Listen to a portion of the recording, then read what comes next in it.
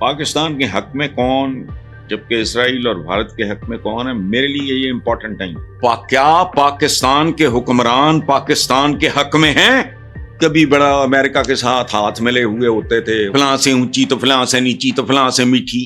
کیا رویہ ہے؟ جو کچھ نہیں کر سکتا وہ بھکاری کے طور پہ جانا چاہتا ہے۔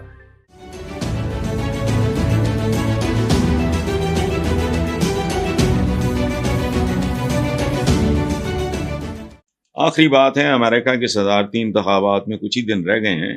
کیملا ہیرس اور ڈونلڈ ٹرمپ صدارتی امیدوار ہیں۔ تو پاکستان کے حق میں کون جبکہ اسرائیل اور بھارت کے حق میں کون ہے، میرے لیے یہ امپورٹنٹ نہیں ہے۔ کیا پاکستان کے حکمران پاکستان کے حق میں ہیں؟ ان سے بھول جاؤ۔ کبھی بڑا امریکہ کے ساتھ ہاتھ ملے ہوئے ہوتے تھے، وہ آپ کو خیرات بھیجتے تھے گندم کی، ایک دو ہاتھ، ایک کے اوپر امریکن فلیگ ہوتا تھا، ایک پہ پاکستانی فلیگ ہوتا تھا۔ پھر وہ چائنا کے ساتھ ہماری وہ فلاں سے اونچی تو فلاں سے نیچی تو فلاں سے میٹھی۔ کیا رویہ ہے؟ گداگرو، ہر وقت تمہیں کوئی نہ کوئی آقا چاہیے، کوئی سرپرست چاہیے، کوئی باپ چاہیے۔ اپنا ملک مضبوط کرو، ہر ایک سے اپنا تعلق نارمل رکھو، تھوڑا چلو ستھرا چلو۔ پاکستان کی اپنی آبادی، وہ کیا کہتے ہیں، تمام عمر چلے اور گھر نہیں آیا۔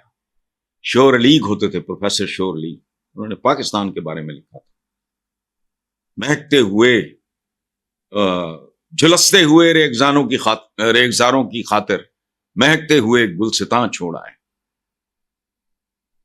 افتخار عارف اس ملک کا بہت باوقار شاعر ہے، وہ کیا کہتا ہے، میرے خدا مجھے اتنا تو معتبر کر دے، میں جس مکان میں رہتا ہوں اس کو گھر کر دے۔ یہ ملک ہمارے لیے تو کرائے کا مکان بن گیا۔ آپ کا یوتھ جو پڑھا لکھا ہے وہ ویسے لعنت بھیجتا ہے، نکلنا چاہتا ہے۔ جو ان پڑھ ہے وہ مزدوری کے لیے جانا چاہتا ہے، جو کچھ نہیں کر سکتا وہ بھکاری کے طور پہ جانا چاہتا ہے۔ یہ مادر وطن۔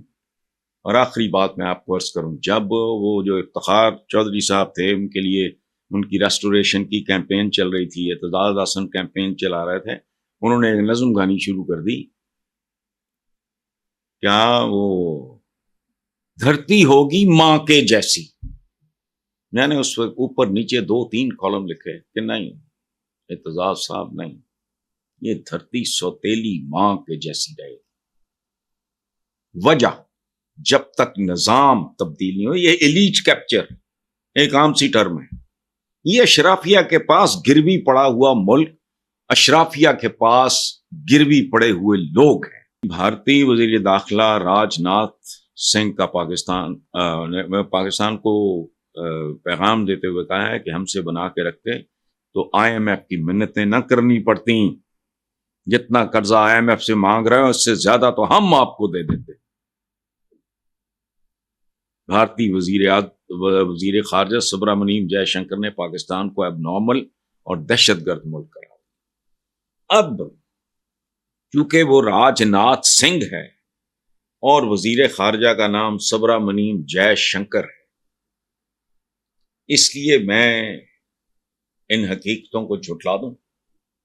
مجھے بتائیں۔